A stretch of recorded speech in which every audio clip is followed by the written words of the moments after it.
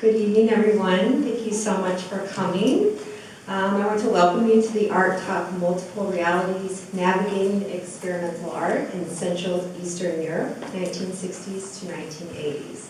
I'm very excited about the talk this evening in conjunction with our newest exhibition.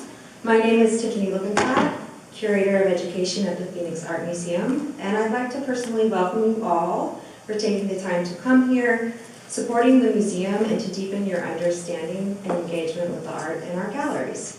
So before we begin, I would like to remind you to please silence your phones or turn them off. That would be great. And then to begin tonight's program, I'd also like to welcome to the podium Rachel Zebro, Associate Curator of Collections.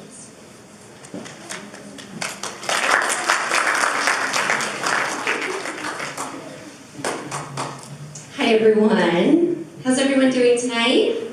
Good. Thank you so much for being here as we celebrate the public opening of Multiple Realities, Experimental Art in the Eastern Bloc, 1960s-1980s, which I hope you have all had the opportunity to see.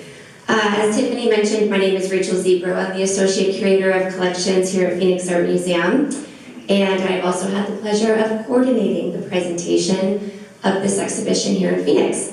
Before we begin, I would like to thank the Opatrony Family Foundation for their support of this exhibition, Don and Judy, which are here with us today. So thank you both so much. This is a very important exhibition for us all to have here in the Valley. I am excited to introduce to you tonight the curator of Multiple Realities, Pavel Pyś, who's going to provide insight into what is the largest survey of Central Eastern European art to date. Multiple Realities is an exhibition that focuses on the period between 1960s and 1980s from 6 different countries: Yugoslavia, Romania, Hungary, East Germany, Poland, and Czechoslovakia. It emphasizes the point that art made during this time was complex, as artists were aware of the possibility of surveillance and censorship, and they sought to be political in the most unpolitical ways, by using humor, wit, satire, and absurdity. In other words, this exhibition is not what you think it is. Pavel has done a remarkable job in curating an exhibition that reminds us of art's powerful capacity, even in its most subtle forms, to challenge dominant powers. A strong and relevant message that resonates with us today. Pavel joined the Walker Art Center in 2016, where he is the Curator of Visual Arts and Collection Strategy. At the Walker, he has curated solo exhibitions by Daniel Buren, Paul Chan, currently on view at Contemporary Art Museum St. Louis, Faye Driscoll, Michaela Eichwald, Carolyn Lazard, Sarah Mickelson, and Elizabeth Price, as well as the group exhibition The Body Electric. In 2018, he was awarded an Andy Warhol Foundation Curatorial Fellowship, which aided research toward multiple realities, which after Phoenix Art will travel to the Vancouver Art Gallery. Walker projects include exhibitions with Ralph Lemon and Kevin Beasley, Pam DeJong, and Christine Sun Kim. In 2022, Pavel co-curated Kingdom of the Third at Museum Bolzano with Sarah Klugish. Between 2011 and 2015, he was the Exhibitions and Displays Curator at the Henry Moore Institute in Leeds. He has published essays on artists including Trisha Baga, Carol Bove, Alina Shaposhnikov, and others. Please join me in welcoming Pavel Pyś.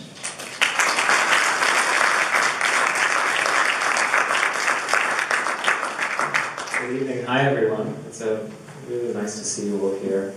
I want to start by thanking the incredible museum team here, Jeremy, Olga, but especially I want to thank Rachel because she did an incredible job putting this show together and making it look so beautiful in the galleries, and really approached the show with great passion, interest, curiosity, so thank you, Rachel. So I'm going to talk about the exhibition. I'm going to set a timer so that I don't bore you too much beyond the 45 minutes that I'm allowed.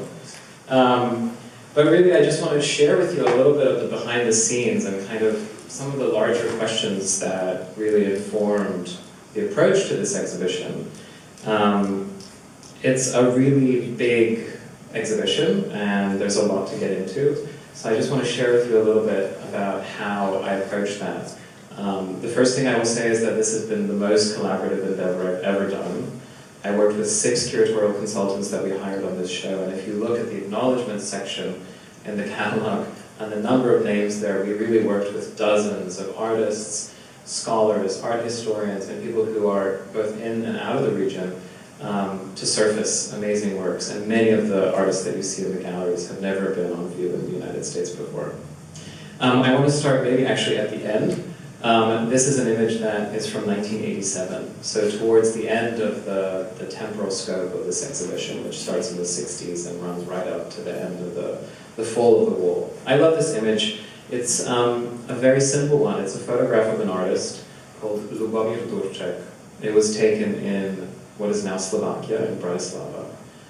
And it's, I think, a great thing to start with because I think you can read this image in a couple of ways. Here we see the artist standing on a street corner, and what you see above him is actually, this is the meeting point of 2 squares. So if we were to zoom in, and you can probably see it there on the left, it says Soviet, and on the right it says American. And he's standing at the meeting point of the 2. And I love this image. I think it's a great one to start with because you can read it, I think, in 2 ways. Here we have an individual at the interstice of 2 major powers, and so we might read this person as simply being at a time and in a place where they don't really have much control over the political, social, economic circumstances that they're living through. But I think there's also another way to read this image, which is that he's holding his hands in his pockets, which actually in Europe is not a gesture that's really, it's a little frowned upon. And so I think there's actually a really beautiful nonchalance in this image too. And I think that he's actually having fun with us a little bit. I think you can read this image also of him kind of actually being a little bit indifferent and nonchalant to the circumstances that surround him. And I'd like to start with this because I think many of the works that you see in the galleries, you can read in 2, 3, 4 ways. There are many, many layers of meaning in a lot of these works. And so I really encourage you as you walk through the show to maybe think about this image and have it in your mind when you start looking at the work. When you make a show like this, you are covering a lot of ground. And also this show has a very generous temporal scope. And so questions that you have to contend with as a curator are big. Where do you start? Where do you end? Do you make an exhibition that's thematic, or should you arrange it chronologically? Should you think about it as based on nationality? What are the stories that you want to tell? Whose voices do you want to elevate? And I think every group exhibition is as much an exercise in inclusion as it is in exclusion. Because of course, budget, space, time, those are all finite things. So the choices that you're making as a curator, you're always contending with that. When we think about Central Eastern Europe, I think that our cultural, and let's say our shared social imaginaries, they're often shaped by texts, by cultural texts that dominate, or you could say simply shout the loudest. And so I'm opening here with Bridge of Spies, as a maybe example of that. A major Hollywood movie, massive visibility, and certainly a movie that trades in some cliches, right? It's a movie that shows and portrays a part of Central Eastern Europe as cold, dangerous, gray, boring. Did I say cold? Cold, gray. Lots of concrete, lots of hammer and sickles, lots of homogeneity. And so if that's an enduring cliche that people might have in mind, how do you open that up? How do you disrupt it? You might know this other great movie that came out called Goodbye Lenin, which was a wonderful film in which an individual who lived through the reality of Eastern Germany falls into a coma and wakes up in the newly reunified Germany, but her family does everything to make sure that she doesn't realize what's actually happened, and they go around making this elaborate kind of fake East Germany for her to keep living in. This is a wonderful still from that movie, where she realizes that something is a little bit off as this statue of Lenin is flying through the city streets.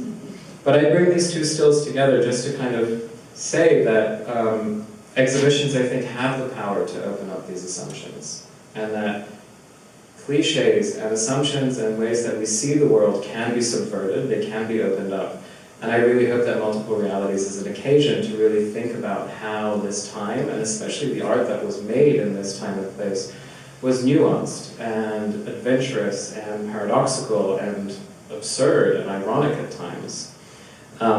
So here is a slide that shows you roughly what we're contending with, which is 6 nations that Rachel mentioned. Their borders here are in bold.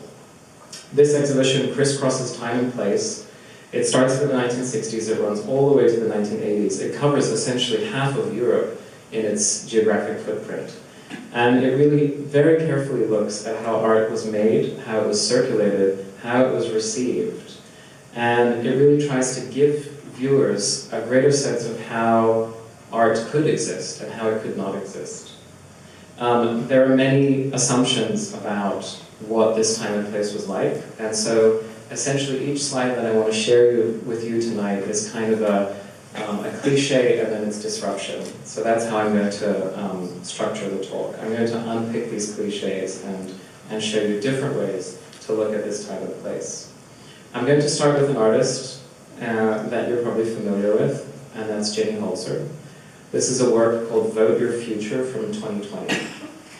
And I'm starting with this work because I think one of the biggest things that people associate with this time, with Central Eastern Europe, is the idea that you either had to be on the inside or you had to be on the outside. You had to either be completely aligned with the way that the state wanted you to make art, or you had to be a dissident and be oppositional.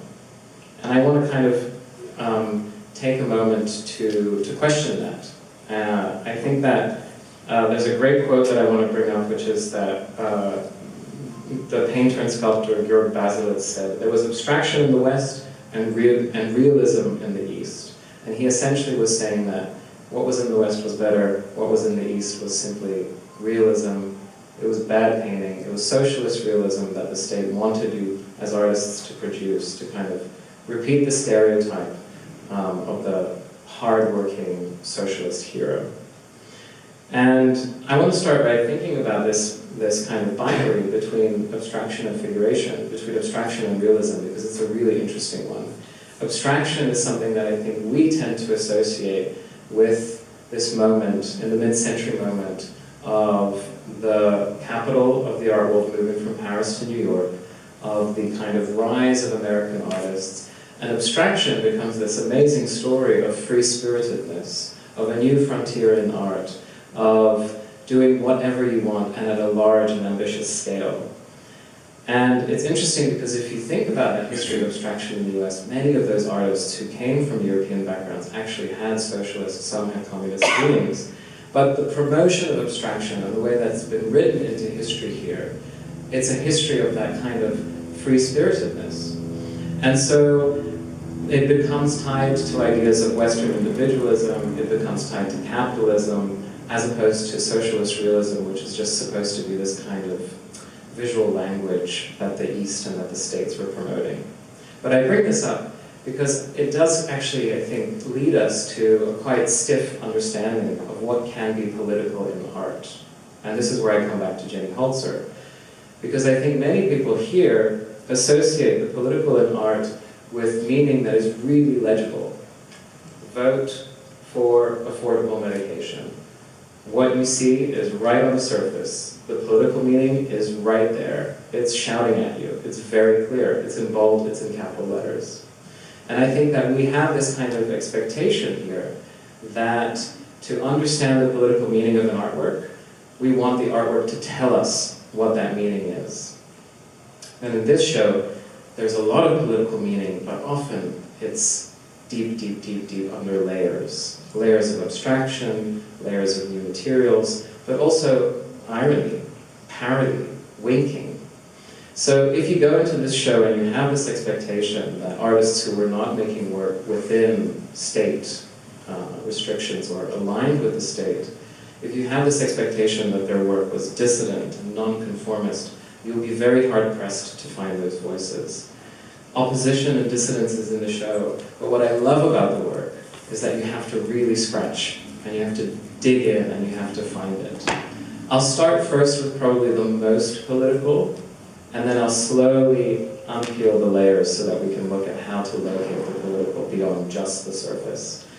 The first work that you see when you come into the show is a pretty confronting work. I'm very proud that it's in the exhibition. It's melting much faster in the desert than it did in Minnesota. This image shows it installed in the Walker's galleries. I was sharing with Rachel and with Olga when we were walking through the show that this is one of those works that's just, it's such a joy as a curator to research, because you find things and then you can bring them into the present. And when I found this work, it was just a black and white grainy image in a Hungarian catalog, but through conversations with Hungarian peers and with artists, I understood the incredible potence of this piece. And so this is the first time that this particular work has ever been on view outside of Europe. It's the first time it's on view in the United States. It's called Bleeding Monument. And it's quite simple. It consists of, although the installation crew would say it's not that simple, but it consists of a large block of ice that has been smothered in potassium permanganate, which is a substance that you use to treat wounds. And then it's been covered in gauze. And so what's happening, and you can already see that now, is that as the sculpture liquefies, as the ice turns into liquid, the potassium interacts with the liquid and turns it red. And so as you stand in front of the work, you have this incredible piece which approximates a wounded body in front of you. And it will change over the next 2-3 weeks when you come back and see the show. This work was made in 1969, and I was reflecting on that. 1969 in Hungary was a time of kind of liberalization, but actually it's just 1 year after the Prague Spring, which was not so far away, this moment of the quashing, a very violent quashing of pro-democratic movement in Czechoslovakia. It's only 13 years after 1956, which was the year of the Hungarian Revolution, when exactly the same circumstances happened in Budapest, in Hungary, a time when ordinary citizens like you and I would have had to rush home and find potassium permanganate and treat your fellow citizen on the street who's wounded in an attack. And actually 1969 in Hungary, that's only 24 years from the end of the Second World War, which 24 years might sound like an abstract long time, but actually 9/11 was pretty much that long ago. So for you, in your kind of experience of the world, I think that puts it in a perspective which can just show how current a work like this is. And of course, you can also read this piece in different ways, given what's happening around the world today. This particular work was censored 2 days after it was shown. And so I think in this show, I'm very proud that it's in the show, but I start with it because I think it is probably the most overt in its political meaning. Next to it is a work that I had hoped to include, but it's quite fragile, it can't travel. But it speaks very much to similar concerns. It's by an artist that I'll talk about a little bit later too, another Hungarian artist called Tamás Szentjogi. It's called Portable Trench for Three, and the title really explains the work, which is, it again references this moment in these events like the Hungarian Revolution, when people like you and I would just make portable trenches to help people on the street. So I start with these because I think they are certainly the most legible in their political meaning. But I want to go now to a work also by a Hungarian artist, which has a lot of political meaning, but I think it does it in the most unpolitical way, and I love it deeply because there's a little bit of doublespeak going on here. So in this clip, it doesn't have sound, I'm going to talk over it. What we're seeing here is 1974, so this is a moment of kind of things getting a little bit tougher in Hungary after the kind of liberal period of the late 60s, early 70s. This is a fantastic, I love also the hippie like hairband and everything. This is a great film that was made for national television, in which this particular artist, István Haraszti, is talking about a new work that he made. This new work consists of a bird cage, and you can see there's a bird moving inside the bird cage. And what happens here is that when the bird is on the far end of the cage, the doors are open to the cage. But the moment the bird comes close to the cage and its doors, they snap shut. The bird can never escape the cage.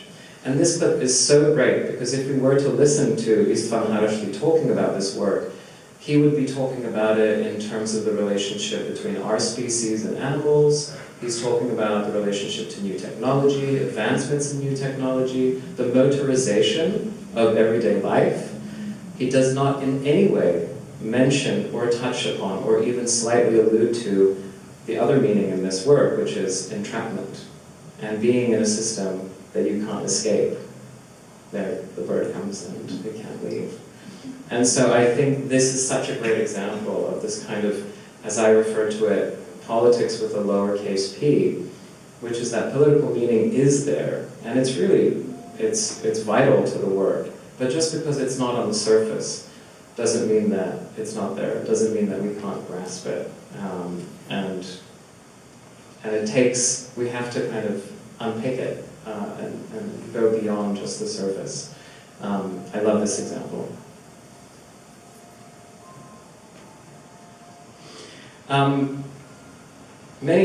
I mentioned this earlier, that many viewers might have this assumption that you had to be either on the inside or on the outside. That's a quite simple binary. It's a good one to apply to the Soviet Union, where restrictions were really clear and the line was very clear. And if you look at Soviet art history, there is a very clear distinction between those who were working aligned with the party expectations and those who were not. And there's an entire movement of artists called the Soviet non-conformist artists. Things like samizdat or dissidents, those are terms that make a lot of sense when we think about the Soviet Union. But when we think about Central Eastern Europe, those terms do not have the same meaning or relevance. What's so beautiful about this period and this region is that things are really ambiguous. They're very gray. And so this is a really good example. I want to talk about how artists had to negotiate often really conflicting and very paradoxical situations. This is an example of a Slovak artist. He's called Julius Koller. Those of you who have been in the show, you will have seen a little cluster of materials that relate to his ping pong projects. He was an artist who, to survive and to have a paycheck, he made quite drab landscapes. And you can see him holding one up here on the left-hand side. He doesn't look particularly thrilled. It's a boring landscape, but it's an important one because it's actually showing Bratislava and this amazing UFO bridge that was built at the time. He made these, and they were sold through a state-run chain of souvenir stores. So it's a kind of place where you might go to buy arts and crafts. He would sell these paintings through the store, he would have a paycheck. But actually, if you look at Koller's work, and if you think about his importance to art history, it's really, he's a figure who did crazy conceptual proposals. One, for example, is turning a gallery into a place where you could simply hang out and play ping pong. Another project that he realized that is in the galleries too is he proposed establishing a gallery on a mountain pass that was completely impossible to get to. And then he organized the first committee of curators to decide the program. He did swag, he did merch, and so that is the core thrust of his work. Whereas this is how he was able to survive. And so these conflicting and really weird positions where you had to have one foot in one world and another foot elsewhere is very typical of many of the artists in this show. If you read about the exhibition, you will probably come across this figure. And I really like talking about these works because they're a little bit, I don't like to use the word discovery, but they are a little bit of that, which is that they really are not so well known even in Germany and certainly not outside of Europe. Jürgen Wittdorf was an artist who had a quite eccentric life. He taught drawing to border guards. He was occasionally hired by the Communist Party. And this particular work is an example of that. He was hired by a sports academy in Leipzig to create a series of woodcuts that would celebrate youth and sport. We have 4 examples of those woodcuts in the galleries. They're really striking, interesting works. If you look at them, there's something else going on in these images. And it's interesting because these were made in 1964.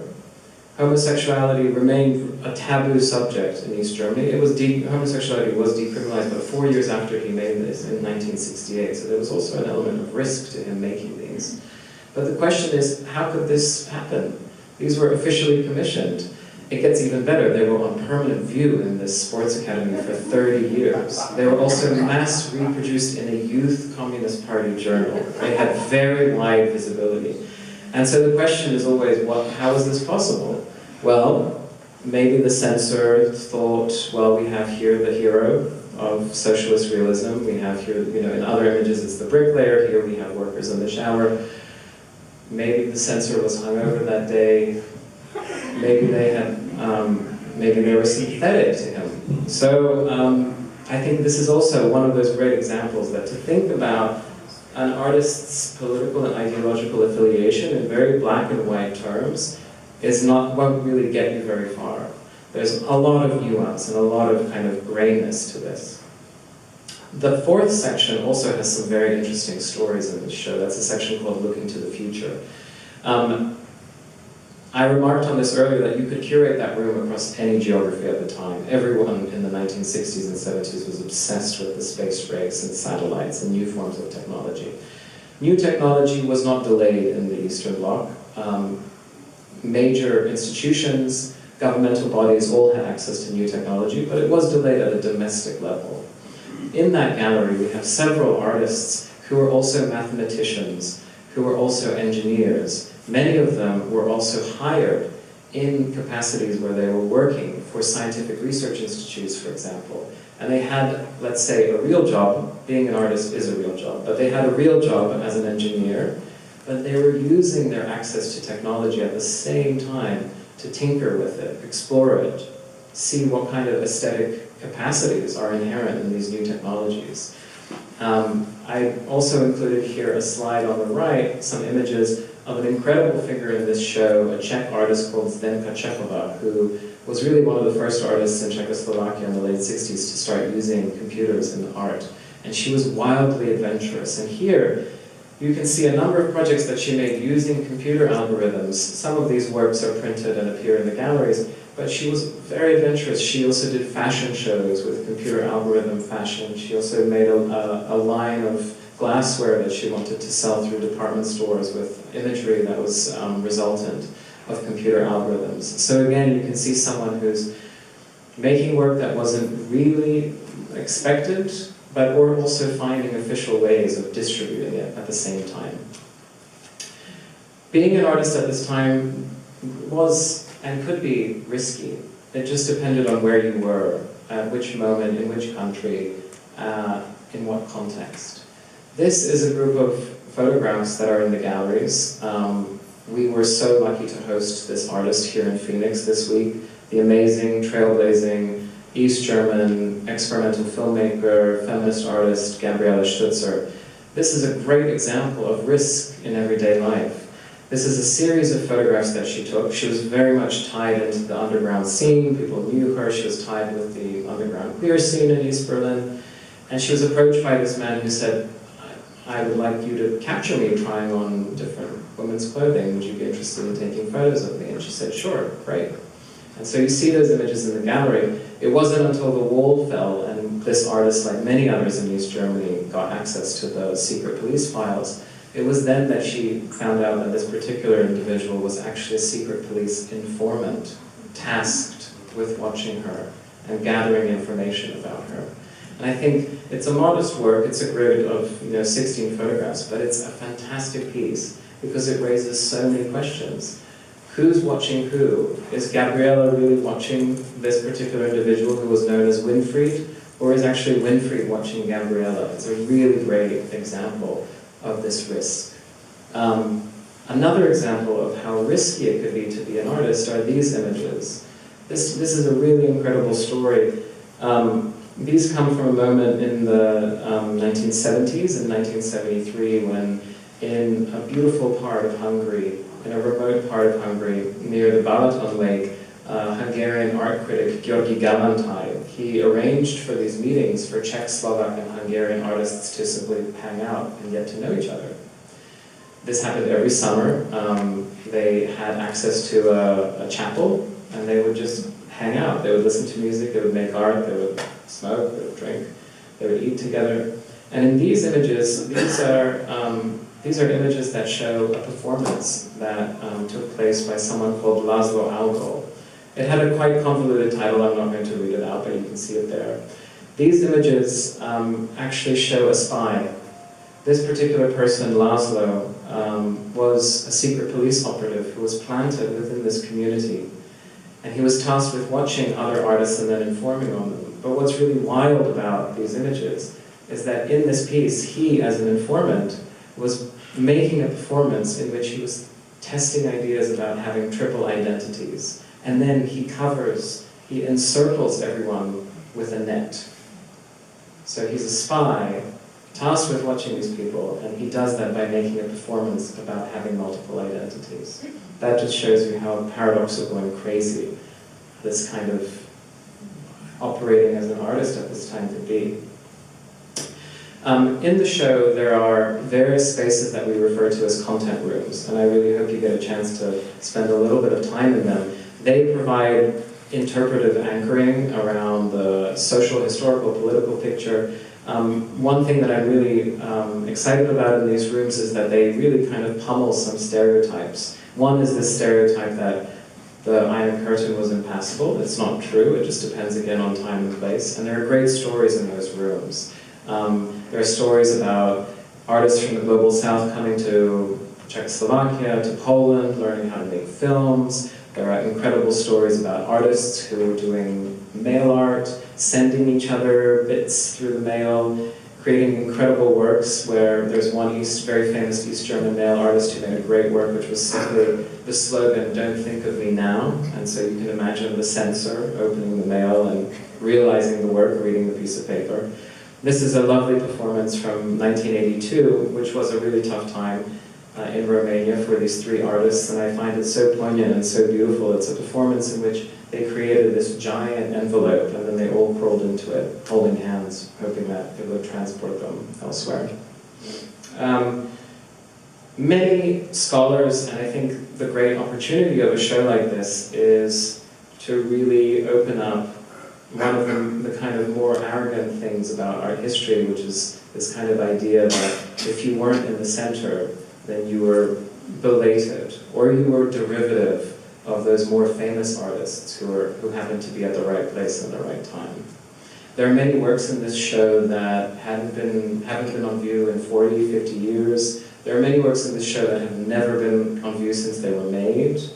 And there are many works in this show who were made by artists who had zero visibility in terms of understanding what was being made in Western Europe or in North America. And I like to stop and kind of talk about these two because I think they really nicely kind of give us a sense of caution. So on the left-hand side is a very famous work, a work that's been widely collected, written about extensively. It's a piece called Condensation Cube by Hans Haacke. This is a very famous work in terms of the history of minimalism by a New York artist who, in this moment in the 1960s, he was thinking about how systems work, whether it was weather systems or biological systems. And he did something very beautiful, which is he took a hard and rigid minimalist form, a cube, and then he introduced a meteorological event into it. And so condensation cubes basically have sterilized liquid in them.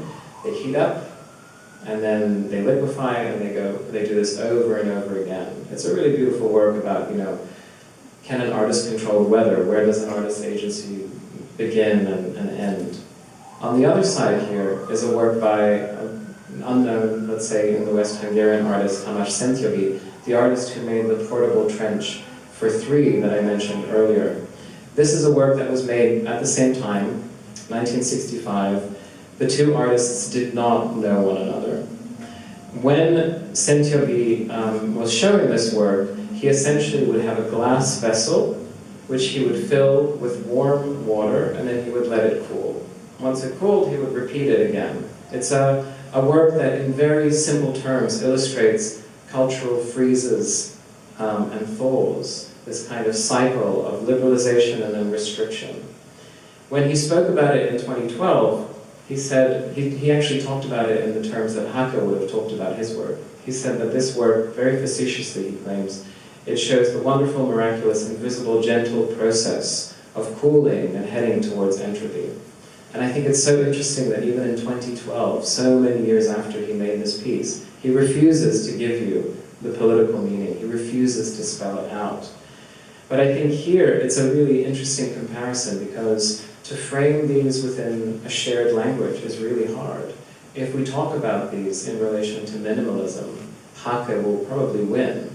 But if we talk about it in relation to politics, then suddenly Sentiovi's work takes on a totally kind of, let's say, different meaning, a prime place in terms of how we think about these two works. There are many, many examples of this in the show, and I think the great promise of experiencing art that you're unfamiliar with is that you can open up your assumptions, you can reread them in different ways. So these are just some teasers of kind of the larger questions that we face in terms of putting this show together, which is how do you reframe politics, and how do you reframe and locate the political in an artwork when you can't really immediately see it? How do artists have to contend with choices that they have to make in their lives, given the conditions that they were living in? How do artists find a place in relation to institutions? How do artists build community? How do they build solidarity and friendship? These are all very important and incredibly timely questions that I think many artists are still thinking about today. And so the question is, when you do a historical show like this, when you go into the past, you have to ask yourselves, why are you doing it now? Why should you care about vintage material like this? And I think those framing questions are really good ones, but I think that there are so many other ways to think about this show and look at the material and think about its relationship to today. Of course, this show started years ago. It started 5 years ago.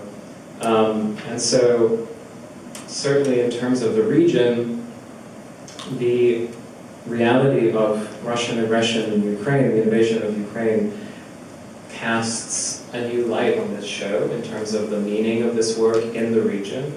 Something that, of course, was not foreseen when we started working on this 5-6 years ago. But it again it urges us to think again about cultural imperialism. It urges us to think about violence and the role that quashing a nation's culture is a form of control and of violence. Within the region itself, this is in the last 8 to 10 years, we've seen persistent erosion of democratic processes. We've seen really scary nationalist discourses happen in this region. And then finally, more recently, we've seen a turning point. And so also the spirit of disobedience, of questioning these modes of control seems really, really present again. A big question here that this show deals with is also surveillance, especially the first gallery. What you see here on the left-hand side is an amazing object that I held and saw in my hand when I did a studio visit with Josif Kirali in Bucharest. He was one of the 3 that climbed into that giant envelope in that performance. This is a really amazing object. Basically what you're looking at is a kind of whittled piece of plastic which has a little ending there at the top, and it has a hole, and then it's attached to what was maybe part of a wooden spoon or a spatula, and there's also a hole at the bottom of this. And so when communism ended in Romania, one of Kirali's students, he was seeing that the state archives were opened up and you could actually go and see things, and he pocketed this object. This object was actually connected to a hose that had steam in it. So the steam would rush through the wooden handle, and then it would shoot through the top of the plastic ending there. And people in the postal office, in the postal service, would use this tool to open envelopes to make sure that they could read your correspondence.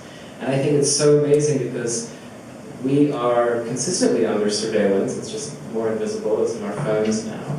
But to hold this object and to see it and to understand the very analog kind of physicality of it is really powerful, which is also what this work in the galleries is talking about. This is a work from Romania from the 1970s, which has a very innocent kitchen still life, but then as you zoom in and you realize that the telephone has been disconnected and the cord has been wrapped around, you understand, of course, that the phone and phone tapping was the primary way of surveying the population at the time.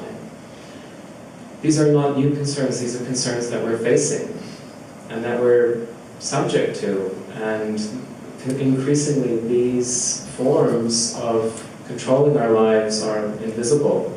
And so I think it's very powerful to see these works that remind us of the materiality, the physicality, of the fact that these things exist in our lives. I mentioned a little bit that the show has a resonance in the region, especially in relation to the erosion of democratic processes. I would probably not limit that just to the region. I would say that we've seen that in many different places, far away but also nearby. We've seen moments where individual values, civil liberties have been reversed and stalled. A topic that seems incredibly important and pertinent given where we are literally right now in this room.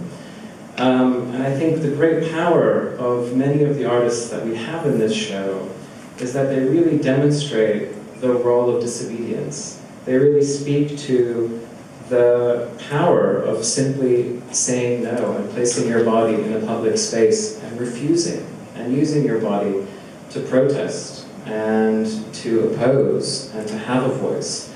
And I think there's an enduring perennial relevance of so many of these strategies that we see that were used at that time that so many are using today. I don't want to end on that note. It's a little bit of a downer. So I'll end on a more positive note, which is that for me, I think also a lot of what we see in this show speaks to community. So many of these artists were seeking community. They were looking for friends. They were looking for people to hang out with. Here we have, on the left-hand side, during COVID, a really amazing artist galvanized project, which was spearheaded by many disabled artists, crip artists who were fundraising to help other friends who needed access to healthcare. On the right-hand side is the amazing project Summer Everything in LA by Lauren Halsey. These are ways of creating community, of supporting your community, and finding your voice, finding ways to be together. And so for me, I think this exhibition, what I love so much about these artists, is that I think that they are showing us how to be audacious, how to be tenacious, how to persist in making work, and how to keep experimenting in the face of hardship. And for me, I think that's incredibly moving, that even in the darkest of times, artists will keep going. They ensure that art and disobedience flourish. Thank you.